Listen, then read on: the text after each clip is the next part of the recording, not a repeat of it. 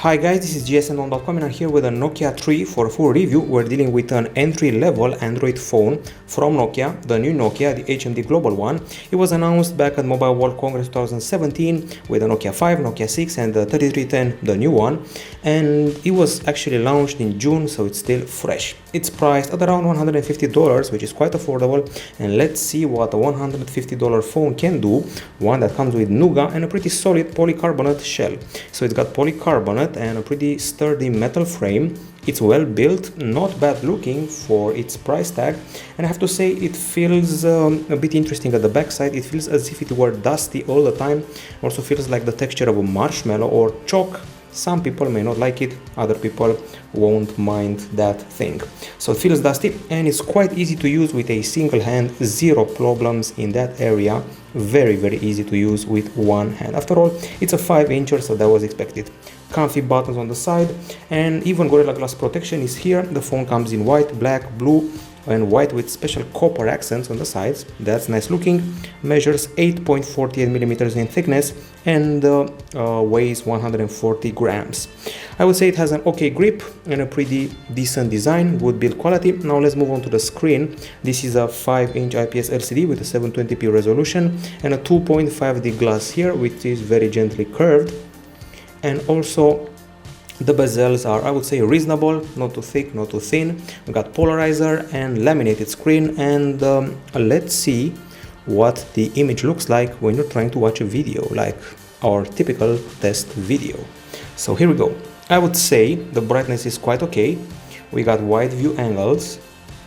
And also the colors are well calibrated, maybe a bit too cold for my taste, and the contrast was not bad at all in full sunlight. Now, we also put the screen under the microscope.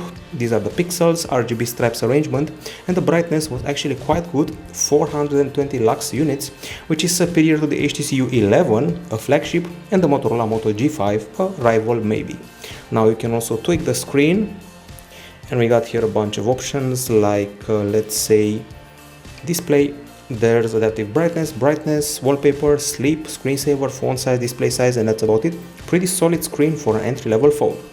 We continue with the analysis of the Nokia 3, and as far as the CPU is concerned, it's a familiar face. It's a quad-core MediaTek 6737 clocked at 1.3 GHz. It's accompanied by 2 GB of RAM, 16 GB of storage. There's also micro SD card slot here, and every once in a while we encountered some lag, especially if you have a bunch of apps open. You'll actually start to feel the stutter and lag happening, and the games, well, they ran, but the frame rate wasn't ideal, and also every once in a while stutter happened there as well. So this is Riptide GP Renegade. I also played an online first-person shooter which somehow looked nice and handled and carried the game quite well. You can tell from the loading screen and the slightly jittery animation that this one is a bit more demanding. Quick race. Continue playing it on the smaller screen. Nokia 3. Nokia's gateway phone to the upcoming Nokia 8, the flagship. Everyone's waiting for it after so many years. Okay, so the controls seem to respond well, although I can already feel just a slight trace of lag and a slow frame rate. There's actually a bit of delay from what I'm commanding and what the character is doing, so not that good for high-end gaming. You should stick with casual gaming, although I told you before that the casual first-person shooter works fine. Now let's actually free some memory, okay, and see what the cat dragged in as far as the benchmarks are concerned. Now let's see where those are. So screenshots. We did the usual battery of tests. Don't expect to be surprised. After all, it's a quad-core 2 GB RAM setup. And let's see what we're dealing with here. So not this one. Okay, so quadrant, here we are finally. In quadrant, we surpassed the Huawei Honor 7 and the Galaxy A3 2016, but score below the Xperia XA from Sony. And in Antutu, which I will be hard-pressed to find, finally. It's above the LTV 1S and also above the ASUS Zenfone Max, but below the Moto G4. Now, if you want to assess the GPU capacity of the phone, you'll resort to 3D Mark Custom Unlimited with a very low score. It's actually above the OVP Energy Mini and the Xperia E4, but below the LG AK and the first Galaxy A3 from 2 years ago, so not that impressive. Usually we get mid-range phones with around 10k points, so 3000 points, not impressive at all. I was expecting that. It's an entry-level phone after all, and maybe the lack of stutter would be required on a Nougat device, but I'm going to live with it. Now, as far as the temperature is concerned, we got to 38.6 degrees Celsius when playing the game you saw before, and we got to 35.9 degrees Celsius after running GFX Bench, so no big overheating, just regular temperatures. Now we also put the battery to the test. It's actually a 2630 mAh battery of the lithium ion kind, and let's see how it handled our continuous HD video playback. It seems that it did pretty well, 8 hours and 28 minutes, not bad. It beats the Sony Xperia Z5 and the All P8 Energy Mini, which by the way was a battery phone. It scores below the Galaxy A5 2015 and the Xperia E4G. Now, if this test was pleasantly surprising, check out the PC Mark, which was actually shockingly good, if we find it today. Okay, so looking for it, I can already tell you it's a surprise because it's past 7 hours, so 7 hours and 39 minutes of continuous usage. That's impressive. It beats a flagship, the Huawei P10 and also the Motorola Moto Z, but scores below the Lenovo K6. Now, if everything was good so far, the charging is kind of long, 3 hours and 34 minutes, and if you want to take it in steps, well, 15 minutes is 8% and 30 minutes 17%, 1 hour 36%. If you want to do a bit of tweaking, we've got here the battery options, which are stock, talking about battery saver, typical, and I'm also talking about battery optimization, typical as well. Now on the acoustics front, got a singular speaker here at the bottom, and we're going to have to resort to the typical play music app, which is here, which is stock equalizer.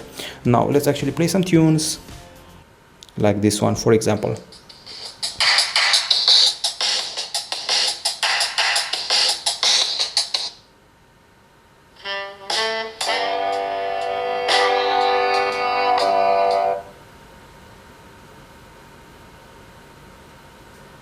It does that sometimes. Hopefully it should start. There's a bit of lag sometimes when playing stuff.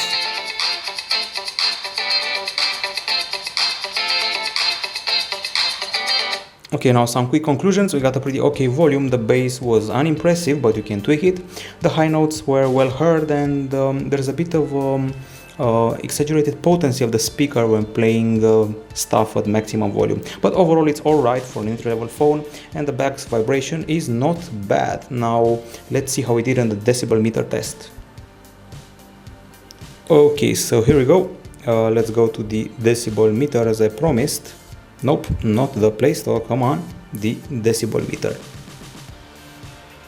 So we achieved a value of 89.7 decibels when playing our typical audio sample. Not bad, I would say.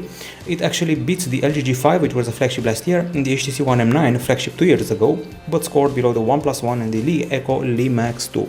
Now in the second test, no, I do not want to share this. Okay, in the second test we actually got a more impressive result, 94.3 decibels. This happened when we were gaming in Riptide GP. So this result places us above the Galaxy S8. I know it's a shocker, but that's the result, and scores below the Galaxy A3 2017. I will not show the headphones, they're quite typical, they're plasticky, they're the kind you can buy from any store, similar to the ones we got with the Nokia 3310, not very impressive and not very comfy. For those of you wondering, yes, we do have FM radio, it's here. Good speaker. Now let's move to the cameras. 8 megapixel shooter at the front, a megapixel shooter at the back with LED flash, autofocus, and also f2.0 aperture. The camera UI is very simple, straightforward, no fuss, no gimmicks. Beautify photos and panorama. There's the white balance, ISO and exposure to tweak if you choose the manual mode, or you can select automatic, and you also have a boost light feature. That's about it. And you can only film in 720p, so no full HD for you here. Now if you go to the gallery, you'll see that we've surpassed the usual limit of 100 shots, and here we go. So these were shots taken during the day. It was about noon, at around let's say maybe 1 o'clock, 1 p.m. So we got the colors which are a bit warm for my taste. Some areas are slightly burnt, but in general I was happy with the quality of the shots. taken here. So good brightness, and surprisingly for an entry-level phone, no fails. Some of these phones tend to fail when focusing, this one doesn't. I'm also happy with the selfies, and I'm talking here about the skin texture, skin color, and even the backgrounds. And I said before that the colors were a bit too warm. Well, somehow during the picture taking, the colors actually became more okay. The HDR seems a bit extreme because it tends to make things whiter than they are. But in the end, once again, I'm happy with the quality of the shots taken. Check out the texture of the fountain and the water here. For an entry-level phone, it's handling things quite well. I'm talking about focus, brightness, and colors. Those are the things that matter, and also dynamic range, not bad. Of course, if you start to zoom in, you will lose quite a few details, although at first sight, even the zoom was okay. But put the pictures on a PC, not that impressive. And if you want to do some close-ups, well, that's a bit harder because you really have to be patient to focus properly, but in the end the result will be quite good. In the end, I would place this quite close to the maybe iPhone 4S or even my own iPhone 5, maybe. And it's better than some of the lesser known Chinese phone brands, like maybe let's say a Cube phone, Elephone, or some other Yumi device. Those are only examples, not naming the exact models, but I'm sure that if you compare this to the phones that have 8 megapixel cameras from those brands, it totally beats them, and I would even say it beats some 13 megapixel shooter phones out there. Now, that's during the day. During the night, things get a bit more disappointing. I would say I am reasonably happy with the quantity of light captured during the night, but there's a lot of violet hue, so things get hectic. As you can see, we have a good flash, but there's a lot of orange, pink, and violet hues coming from nowhere, and that can become annoying. So check out these shots. Of course, you probably don't see on the 5-inch screen, but if you look at them on the PC, it's ridiculous. They're very pink. That's the idea. I'm happy with the way these street lights are rendered for an entry-level phone. And once again, happy with the brightness and clarity. Not bad for a $150 device. Okay, so let's see the video. Now, a bit underwhelming in format, 3GPP. Okay, so let's go to the daytime videos first. This is one example of daytime video. I have to say I was totally happy with the microphone throughout the filming. So we did 720p videos, 3GPP format, 29 frames per second and 12 megapixel bitrate. The microphone was good, the image was shaky and the exposure change was a bit inconsistent at times. The colors somehow were okay. Many phones would have burnt this image, and even this one burns it a bit, but not as much as other phones at 40 degrees Celsius. There's some grain and zooming in results in poor details, but in the end, for 720p and for the price you pay for this phone, it's, I would say, reasonable. Some refocusing happens every once in a while, but I'm happy with the brightness and the colors, so that's about it. It could maybe fight the lesser phones from Motorola like the Moto C and Moto E, but that's about it. And maybe older Huawei phones like the P8 Max or the another phone, the Lenovo Fab Plus. It's okayish, but too bad there's no MP4 filming and no Full HD filming. During the nighttime you can actually forget about filming. It's shaky, it's violet, it's grainy, it's not clear, so at least the microphone remains solid. That's the only thing you can say here. That's nice. And even the figures show it, 9 megapixel, 16 frames per second, so forget about it. Now, if you're done with the camera and we're happy with the selfies and the brightness, it's time to browse a bit, and we're doing that using Chrome. We just saw a sample of lag. We're accessing jsn1.com, and since the device is stuttery every once in a while, the browser also stutters a bit every once in a while, which is also confirmed by SunSpider and Velamo benchmarks. Here we are, gsn1.com, and this is the virtual keyboard, which is stock and supports swipe-like gestures. On the connectivity front, sadly, no trace of USB Type-C.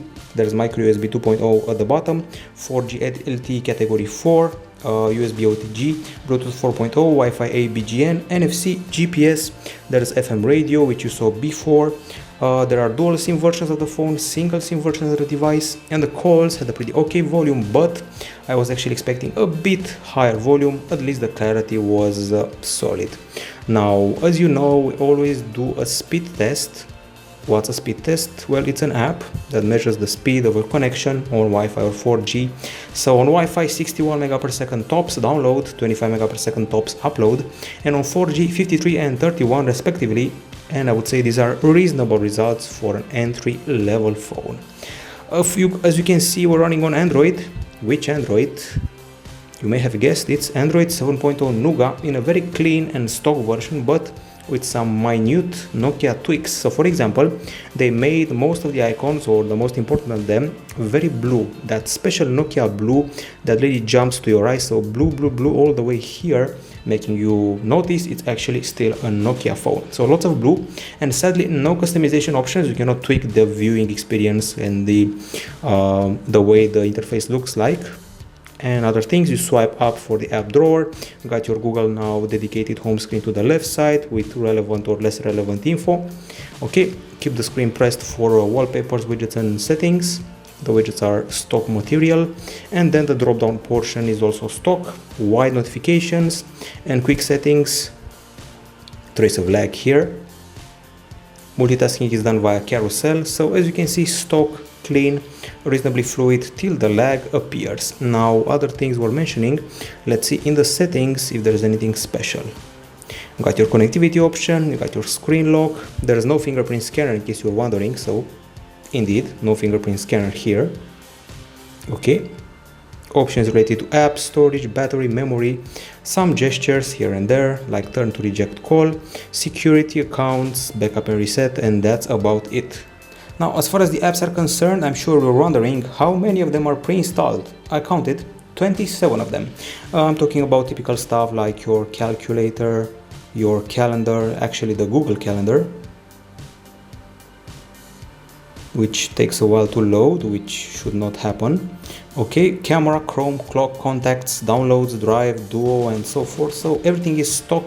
Nothing extra from Nokia. So we have reached the end of the review, and I guess it's time for the verdict. Of course, we have your pros and cons here, and on the pro side, it runs a clean Android. It's got a good screen, which is bright.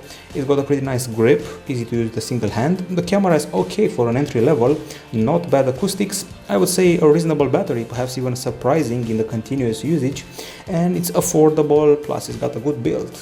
On the con side, slight lag, no fingerprint scanner, long charging, it feels dusty because of this texture, it takes violet shots at night, and no full HD video recording, sadly. In the end, you get what you pay for. It is a $150 phone that behaves like a $150 phone, and that's good. I would put it on par with the Motorola Moto G4, but with a lesser camera. The biggest drawback here is the fact that the camera could be a bit better. So that's the only drawback. Other than that, I cannot think of anything else. The screen is good, the speaker is good, the battery is good, so that's about it. If you're not obsessed with taking shots with your camera, this is the device for you. It gives you the minimal necessary to play with Android on the traditional Nokia brand, which is now back in 2017. So this has been it from gsno.com, the presentation and review of the Nokia 3. Bye bye.